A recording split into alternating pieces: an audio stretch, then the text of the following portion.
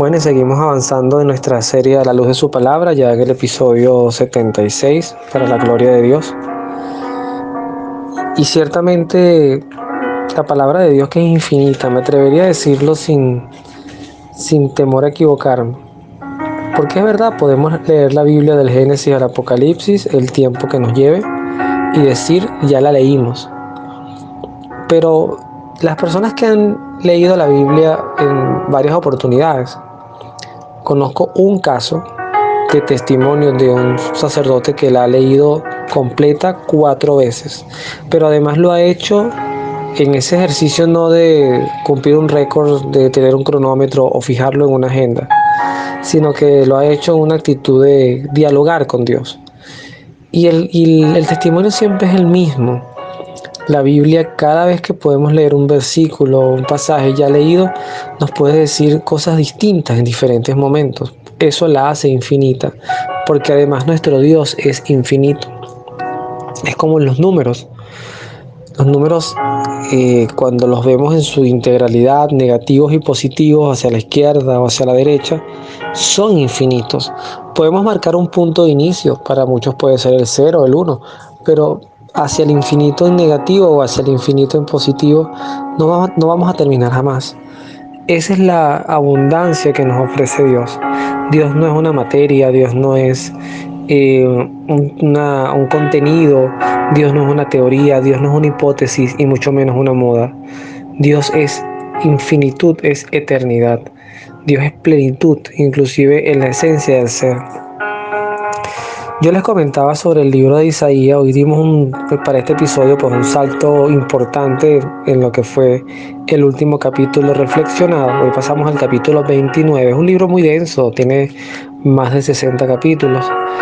Y les comentaba que es un océano de variedad, de riquezas, donde nos puede hablar de la esperanza, nos puede hablar de la justicia, nos puede hablar de las profecías, de la llegada del Emmanuel, del Dios con nosotros, pero también nos habla de las emociones de Dios.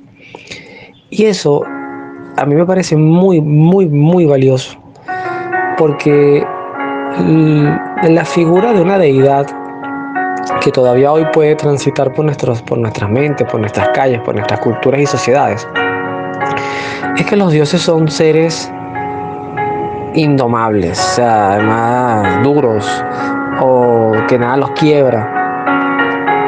Y resulta ser que, como una vez lo aprendí, el versículo más pequeño de la Biblia, el más pequeñito,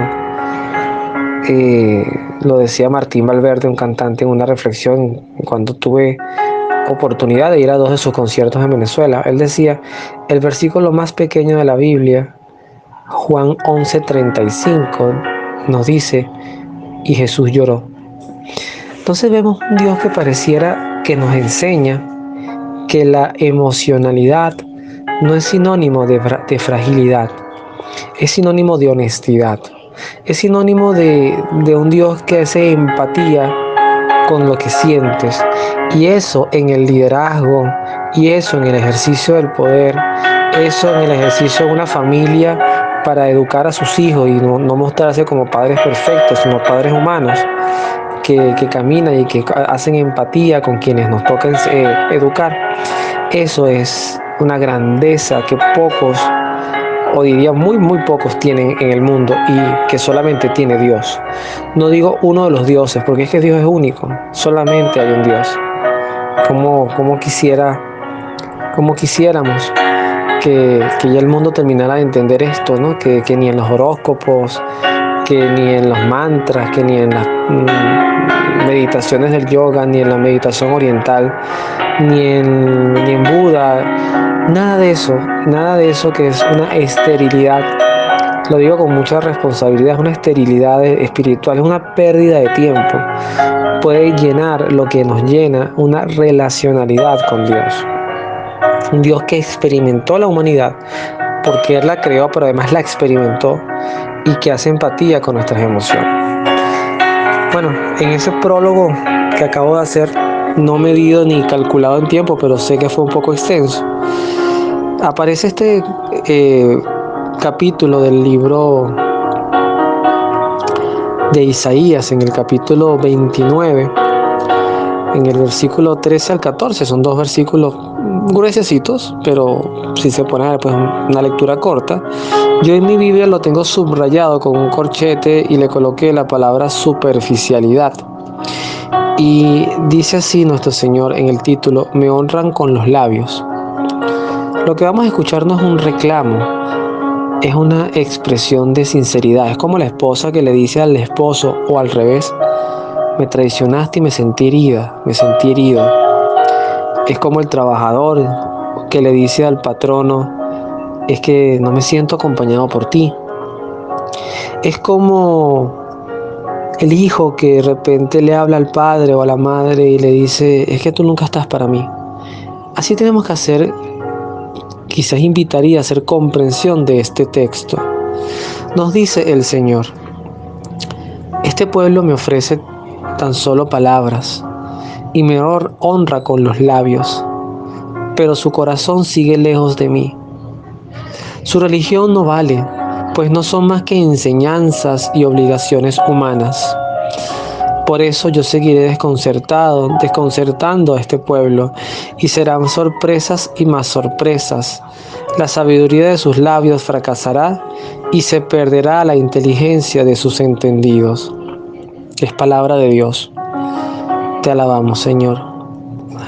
A mí la primera parte del texto, cuando dice me ofrecen tan solo palabras, me honran con los labios, pero su corazón sigue lejos de mí, creo que eso dista perfectamente lo que es sentirse parte de una cultura, de una tradición, de unos ritos, que en esencia son necesarios. Yo en ningún momento invitaría a ningún consagrado del mundo, a ninguno, a que se ponga a hacer unas misas diferentes, porque es que ya las misas todo el tiempo lo mismo aburren. No. La liturgia es una cosa totalmente distinta. La empatía de la liturgia, lo que tú después puedas complementar en ella, si cabe el término, posterior a la misa, una adoración eucarística, previo a la misa, una jornada de confesiones. Eso es distinto. Retiros parroquiales, retiros para parejas, retiros para jóvenes, no solamente porque vayan a hacer la comunión o la confirmación, sencillamente retiros para jóvenes, punto. No agreguemos más nada. Retiros para jóvenes. Eso es otra cosa. Pero lo que Dios insiste acá es, yo por lo menos ahorita que lo estoy viendo con mi hijo, que va a cumplir el mes que viene 5 añitos, puedo decir con orgullo, un trabajo de padre y madre diario. Además que lo aprendimos como un método que ni es coercitivo, ni es con una correa en la mano. Era todas las noches. Empezamos con el Padre Nuestro, por ejemplo. Y todas las noches antes de acostarnos había que hacer una oración. Y él la iba escuchando y la iba repitiendo. En promedio les podría decir que en una semana, en un mes, todas las noches, estamos hablando de 30 días seguidos, de repente se nos podía saltar alguno, pero mi hijo consolidaba el aprendizaje de una oración. Y mi hijo con ya casi 5 años, hoy puedo decir, y lo digo con una sana modestia, no lo digo porque tiene otras limitaciones, la motricidad le falta, no es muy hábil con la pelota, pero lo que quiero hablar un poquito, quiero que me entiendan para dar el paso siguiente, que mi hijo hoy se sabe el Padre Nuestro, el Ave María, el Gloria corto, el Gloria largo, yo lo llamo así, se sabe la salve, se sabe el credo de los apóstoles, se sabe el yo confieso, se sabe la comunión espiritual, el acto de contrición, y una oración particularmente que es de su colegio, que se llama Todo Sea. En resumen, no sé si las estoy abarcando todas, pero en 7 días de la semana y todos los días haciendo 2 oraciones, mi hijo maneja en esencia 14 oraciones, que las puede decir, siempre habrá que ayudarlo en algo, ¿okay? Y no insisto, no por regañarlo, bueno, imagínense, saber ser credo, pero esa etapa, que es donde quiero entrar, esa etapa es para él ahorita el fundamento de lo que más adelante es una relación más profunda que él deberá desarrollar con Dios, ese Dios que nosotros como padres estamos llamados a darle a conocer. Lo que les quiero también decir con esto es que si yo con mis 40 años, todas las noches lo que hago, o en las mañanas, es rezar un Padre Nuestro y en la noche una Ave María, tendría la misma fe que actualmente tiene mi hijo con 5 años. No sería una fe que ha evolucionado en nada, no sería una fe centrada en el diálogo, en donde yo trabajo, tengo la dicha, y he tenido esa dicha por años. Esta mañana se lo comentaba justamente en la capilla del colegio donde trabajo a mi señor. Yo cuando entré en la Universidad Católica Andrés Bello, una de las primeras cosas que descubrí, no sé si todavía estará así, pero en piso 3, cercano al módulo 3, estaba la capilla de la UCAP. Una capilla pequeñita, hermosísima. Yo tuve muchas horas allí metido en todo mi transitar por la universidad. Luego trabajo en un colegio, en mi primer colegio que trabajé fue en Monseñor Castro, de las Hermanas de las Siervas del Santísimo, y no tenían una capilla, pero tenían la iglesia, que era la iglesia de las siervas, nosotros le decimos así, y ahí tenían siempre la exposición solemne del Santísimo Sacramento, ahí tuve por 3 años. Luego voy al colegio Cristo Rey y también tenían 2 capillas, una en mejor estado que otra, por muchas condiciones, pero estaba allí Jesús. Y pude además no solamente entrar a esta capilla, sino evangelizar desde ella a los estudiantes que le daba educación en la fe, hasta el punto que empecé a dar mis clases desde la capilla, mis encuentros con ellos desde la capilla. Y hoy donde trabajo también hay una capilla muy hermosa, que prácticamente pudiéramos decir que abarca las dimensiones de un salón de clases, donde también está Jesús sacramentado. Y cuando entro allí no es a rezar un rosario, una coronilla, que es importante, eso no se debe perder, esa es la base, pero entro en diálogo con Dios. Santa Teresa de Jesús decía que era hablar en amistad con quien sabíamos nos amaba. Y efectivamente esa relacionalidad es lo que Cristo o Dios reclama en plenitud en este pequeño y breve texto. Es no quedarnos en la fe de los 5 años. San Pablo también advierte de esto. Cuando somos niños tenemos una fe de niños, pero cuando vamos a ser adultos tenemos que evolucionar una fe de adultos. Una fe que no solamente se centra en el cumplir con rezos, con rutinas o con jornadas, sino que también se compromete en una acción misionera de impacto que trascienda hasta donde tenga que trascender. El niño que llegó con 5 panes y 2 peces a Jesús no lo hizo bajo el esquema, posiblemente que él pensaría que con eso iba a alimentar a más de 5.000 personas. Seguramente él pensaría que con esa primera opción mucha gente empezaría a hacer lo mismo, o sin medir. Sencillamente le digo: Señor, aquí está lo que yo puedo aportar. Como la viuda que aportó 2 moneditas, 2 denarios, que no eran nada, pero los aportó y era todo lo que tenía. Ese tipo de fe comprometida, ese tipo de relacionalidad con Dios, de que tú te sientes en tu cama, que busques espacios de soledad y hables como yo estoy hablando aquí ahorita con mi teléfono hacia un público que no le estoy viendo el rostro, pero hablo con ustedes. Algunos escuchan, algunos dan feedback, otros no, pero eso no interesa en el fondo, porque el mensaje está allí. Dios nos escucha y Dios escucha mis molestias, mis frustraciones, mis inquietudes, mis problemas, y se hace parte de ellas, porque además Jesús lloró. Juan 11:35. Cuando enlazamos esto con lo que nos invita pues la reflexión de hoy, el Evangelio, la carta a los Romanos de San Pablo, en el capítulo 13, ese texto, el capítulo 13 dice obedecer a las autoridades, pero no es de lo que vamos a hablar. Vamos a hablar lo que dicen los últimos versículos, especialmente los que están citados en el texto, que es el versículo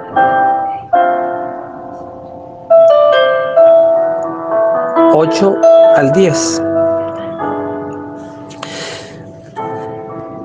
San Pablo nos invita a comparar lo que es la ley, la norma y la acción de vida.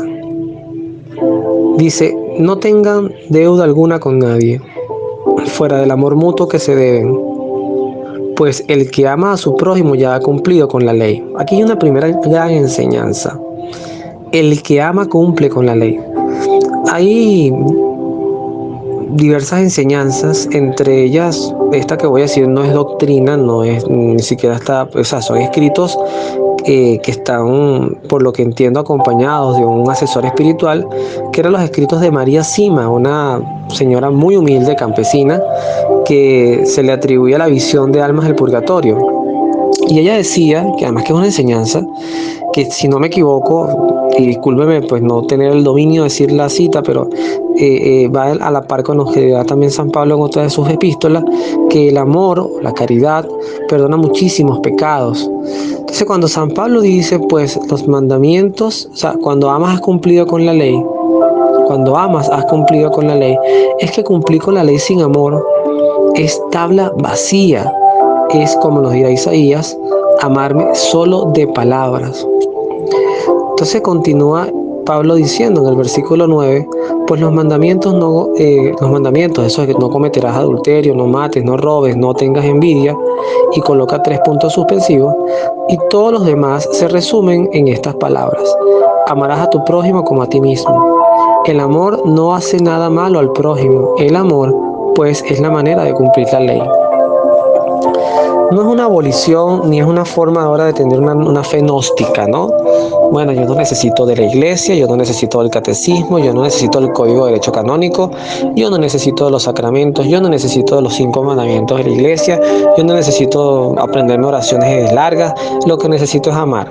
Y ese amar tan amplio, bueno, es lo que permite entonces un amor entre un ser humano y un perro, o un gato, o un amor entre personas del mismo sexo, o un amor enfermizo, un amor entre un pedófilo y una niña. O sea, hay que tener cuidado de no pisotear, de no maltratar el concepto de lo que es amor.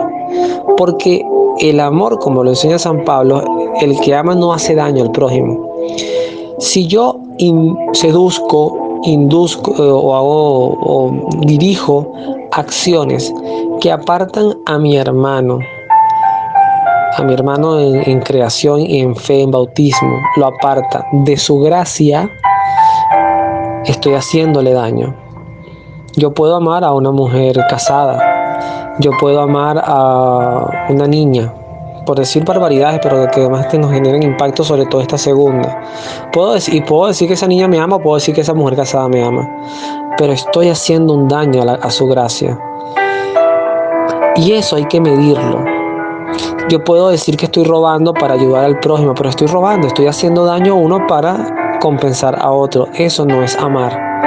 Yo puedo agarrar una pistola y vengar a alguien que me hizo daño porque me mataron a un ser querido y yo maté a esa persona. Como por ejemplo en las corrientes, aunque esto se vaya posiblemente a escuchar en algunos otros países, en Venezuela hay un fenómeno delictivo llamado los pranes, y ayer hubo una noticia que fue tendencia y todavía creo que es parte de ello, de que se mató un pran, que además muy cerca de donde yo vivo, que le decían el coqui. Una persona que en presunción, porque uno lo que conoce es lo que lee en las noticias, hizo muchísimo daño. Yo sí fui testigo presencial de balaceras muy cercano a mi zona y sobre todo a mi trabajo. 2 o 3 episodios viví, además de encierro, de crisis, de sentirnos amenazados de nuestras vidas. Pero eso, yo no lo vi él disparando, pero era como estos atentados que después salen atribuyéndose los yihadistas o los islámicos muy extremistas, la hechura de esos atentados. Él se atribuía a aquellas acciones. Es una persona que hace tanto daño. Yo no luego digo, bueno, por fin lo mataron, y ese por fin lo mataron acabaron con una lacra, o sea, sí, en esencia acabaron con un antisocial, que además seguramente ya vendrá otro, porque ellos tienen sus cadenas de mando, sus cadenas de relevo. Pero en esencia el amor no es así. El amor también nos dirá en otra carta de San Pablo, no se hace alegría del daño de los demás, no se hace eco del sufrimiento de los demás.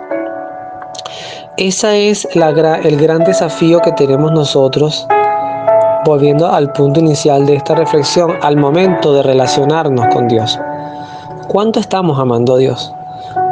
¿Cuántas veces al día le decimos a Dios? Y ahorita hago esta pregunta y me doy cuenta que lo hago muy poco. Dios, es que te amo, es que de verdad te amo por lo que eres. Me des o no me des nada, me digas que sí a mis peticiones o me digas que no, es que te amo. Te amo porque estás allí, te amo porque yo no duermo en la calle, pero también sé que tú amas a los que duermen en la calle, porque no es que tú los pusiste allí, no es que tú te alegras del niño que roba o la niña que se prostituye para poder llevar un plato de comida a su casa, es que tú nos amas a todos. Y en unos casos hay unas bendiciones particulares, porque bueno, producto del estudio, del trabajo, de las buenas relaciones, algunos tenemos la oportunidad de poder contar con un techo para vivir, de tener comida en nuestra mesa, de tener amigos dentro o fuera de este territorio venezolano. Pero sencillamente, Señor, yo te amo. Yo te amo porque eres. Y tú me amas por lo que soy, sin más ni menos. que me invitas a convertirme, a ser mejor persona, sí, pero te amo. Y contigo que lo voy a lograr. Esa es la gran enseñanza que creo a todos, y me incluyo. No es que yo estoy dando una enseñanza, estoy recibiendo también de esta reflexión de la palabra ese gran compromiso e ideal de fe que tenemos que tener todos. Señor, nos dirá San Agustín, Señor, nos hiciste para ti, y nuestro corazón estará inquieto hasta que descanse en ti. Ese es la gran verdad que encierra toda esta situación de vida. Señor, nos hiciste para ti, y nuestro corazón estará inquieto hasta que descanse en ti. Que Dios los bendiga. Nos vemos en la oración.